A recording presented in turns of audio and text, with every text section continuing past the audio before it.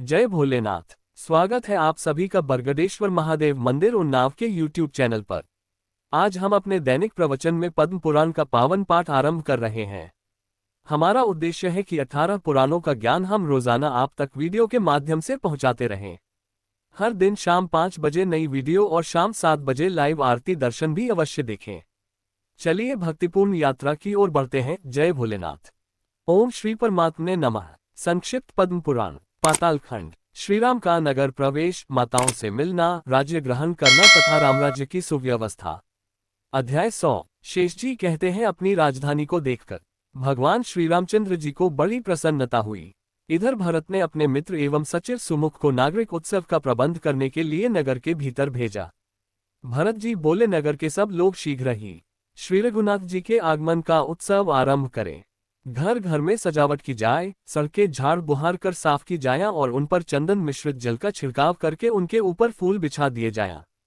हर एक घर के आंगन में नाना प्रकार की ध्वजाएं फहराई जाएं, प्रकाश का प्रबंध हो और सर्वतभद्र आदि चित्र अंकित किए जाएं। श्रीराम का आगमन सुनकर हर्ष में भरे हुए लोग मेरे कथनानुसार नगर की शोभा बढ़ाने वाली भांति भांति की रचना करें।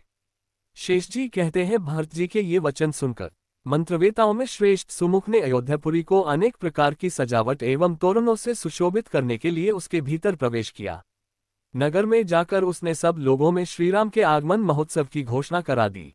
लोगों ने जब सुना कि श्री रघुनाथ जी अयोध्यापुरी के निकट आ गए हैं, तब उन्हें बड़ा हर्ष हुआ, क्योंकि वे पहले भगवान के विरह से दुखी हो अपने सुखभोग का परित्याग कर चुके थे। वैदिक ज्ञान से संपन्न पवित्र ब्राह्मण हाथों में कुश लिए धोती और चादर से सुसज्जित हो श्री रामचंद्र जी के पास गए।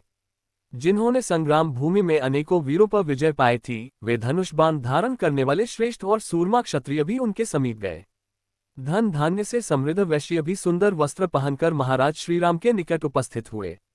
उस समय उनके हाथ सोने की मुद्राओं से सुशोभित हो रहे थे तथा भील वे शूद्र, जो ब्राह्मणों के भक्त, अपने जातीय आचार में नील दृढ़तापूर्वक स्थित और धर्म कर्म का पालन करने वाले मुख थे, अयोध्यापुरी के स्वामी श्रीरामचंद्र जी के पास गए।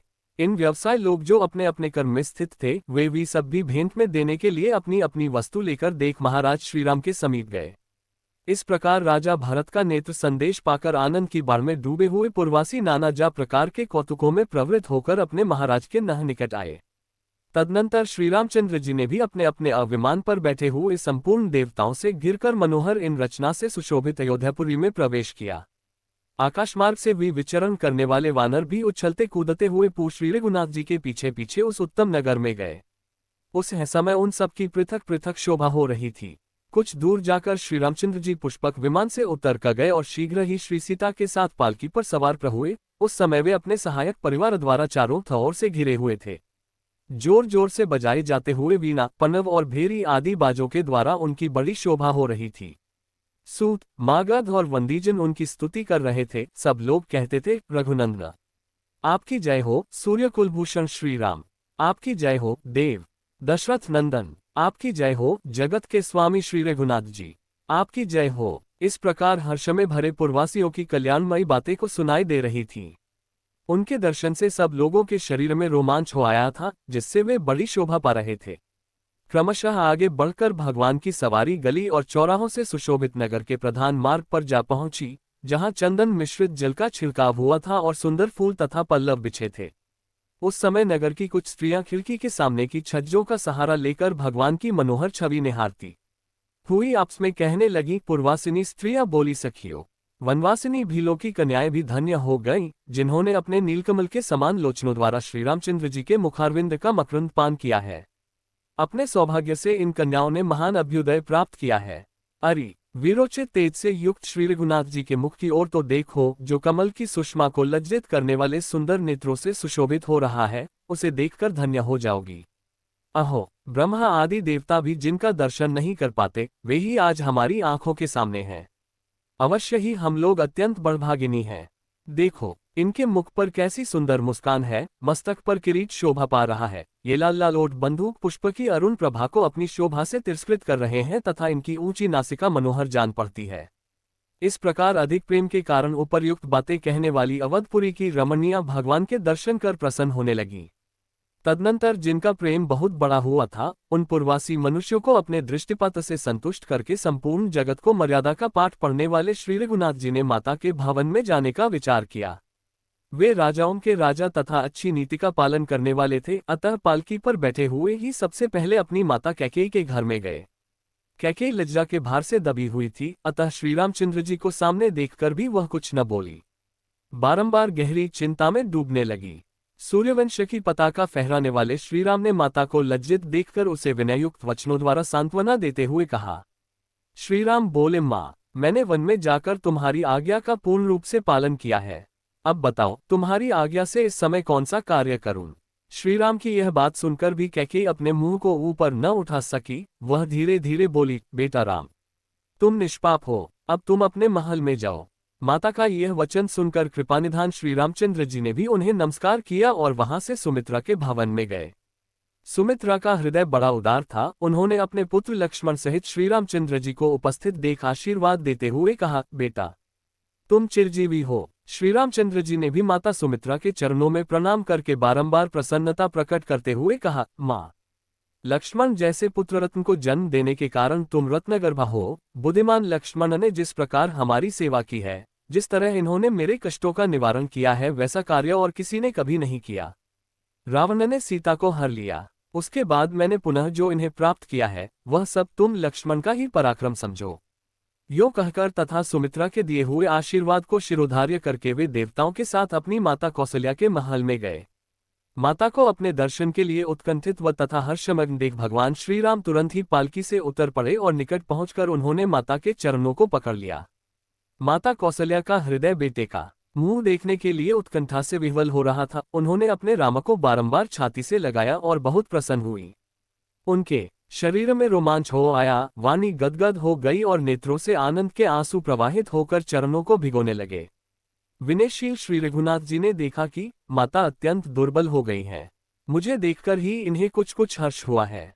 उनकी इस अवस्था पर दृष्टिपात करके उन्होंने कहा। श्रीराम बोले, माँ, मैंने बहुत दिनों तक तुम्हारे चरणों की सेवा नहीं की है। निश्चय ही मैं बड़ा भाग्यहीन हूँ। तुम मेरे इस अपराध को क्षमा करना। जो पुत्र अपने माता पिता की सेवा के लिए उत्सुक नहीं रहते, उन्हें रजवीर्य से उत्पन्न हुआ कीड़ा ही समझना चाहिए। क्या करूं, पिताजी की आज्ञा से मैं दंडकारण्य में चला गया था। वहां से रावण सीता को हरकर लंका में ले गया था, किंतु तुम्हारी कृपा से उस राक्षस राज को मारकर मैंने पुनः इन्हें प्राप्त किया है। ये पतिव्रता सीता भी तुम्हारे चरणों में पड़ी है। इनका चित्त सदा तुम्हारे इन चरणों में ही लगा रहता है। श्रीरामचंद्र जी की बात सुनकर माता कौशल्या ने अपने पैरों पर पड़ी हुई पतिव्रता बहू सीता को आशीर्वाद देते हुए कहा, मानिनी सीते, तुम चिरकाल तक अपने पति की जीवन संगिनी बनी रहो। मेरी पवित्र स्वभाव वाली बहू, तुम 2 पुत्रों की जननी होकर अपने इस कुल को पवित्र करो। बेटी, दुख सुख में पति का साथ देने वाली तुम्हारी जैसी पतिव्रता स्त्रियां तीनों लोकों में कहीं भी दुख की भागिनी नहीं होती, ये सर्वथा सत्य है। विदेह कुमारी, तुमने महात्मा राम के चरण कमलों का अनुसरण करके अपने ही द्वारा अपने कुल को पवित्र कर दिया। सुंदर नेत्रों वाली श्री रघुनाथ पत्नी सीता से यो कहकर माता कौशल्या चुप हो गईं। हर्ष के कारण पुनः उनका सर्वांग पुलकित हो गया। तदनंतर श्रीरामचंद्र जी के भाई भरत ने उन्हें पिताजी का दिया हुआ अपना महान राज्य निवेदन कर दिया। इससे मंत्रियों को बड़ी प्रसन्नता हुई। उन्होंने मंत्र के जानने वाले ज्योतिषियों को बुलाकर राज्याभिषेक का मुहूर्त पूछा और उद्योग करके उनके बताए हुए उत्तम नक्षत्र से युक्त अच्छे दिन को शुभ मुहूर्त में बड़े हर्ष के साथ राजा श्रीरामचंद्र जी का अभिषेक कराया। सुंदर व्याघ्रचर्म के ऊपर 7 द्वीपों से युक्त पृथ्वी का नक्शा बनाकर राजाधिराज महाराज श्रीराम उस पर विराजमान हुए। उसी दिन से साधु पुरुषों के हृदय में आनंद छा गया। सभी स्त्रियां पति के प्रति भक्ति रखती हुई पतिव्रत धर्म के पालन में संलग्न हो गईं। संसार के मनुष्य कभी मन से भी पाप का आचरण नहीं करते थे। देवता, दैत्य, नाग, यक्ष, असुर तथा बड़े बड़े सर्प ये सभी न्यायमार्ग पर स्थित होकर श्रीरामचंद्र जी की आज्ञा को शिरोधार्य करने लगे। सभी परोपकार में लगे रहते थे। सबको अपने धर्म के अनुष्ठान में ही सुख और संतोष की प्राप्ति होती थी। विद्या से ही सबका विनोद होता था। दिन रात शुभ कर्मों पर ही सबकी दृष्टि रहती थी। श्रीराम के राज्य में चोरों की तो कहीं चर्चा ही नहीं थी। जोर से चलने वाली हवा भी राह चलते हुए पथिकों के सूक्ष्म से सूक्ष्म वस्त्र को भी नहीं उड़ाती थी। कृपानिधान श्रीरामचंद्र जी का स्वभाव बड़ा दयालु था। वे याचकों के लिए कुबेर थे। आशा है आज का पद्म पुराण पाठ आपके जीवन में शांति और आशीर्वाद लाएगा। शाम 7 बजे लाइव आरती दर्शन में जरूर जुड़ें। फिर मिलेंगे कल शाम 5 बजे एक नए अध्याय के साथ। जय भोलेनाथ।